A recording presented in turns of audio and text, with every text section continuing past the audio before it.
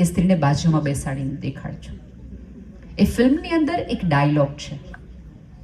એક નાની એવી છોકરી જે ખોવાઈ ગઈ હોય છે, એ ઓલી દાદીને એવું કહે છે कि मुझे सिलाई आती है, मुझे बुनाई आती है, मुझे खाना बनाना आता है, मैं कलाकंद बहुत अच्छा बना सकती हूँ, मुझे रंगना आता है, मुझे ये आता है, मैं घर संभाल सकती हूँ, सब कुछ मुझे आता है.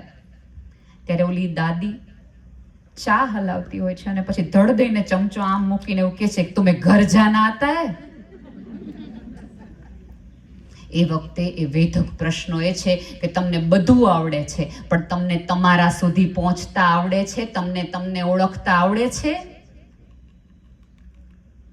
અને માત્ર જાતને ઓળખી લેવી એ પર્યાપ્ત નથી, તમારી જાતને આકાર આપવો પણ એટલો જરૂરી છે.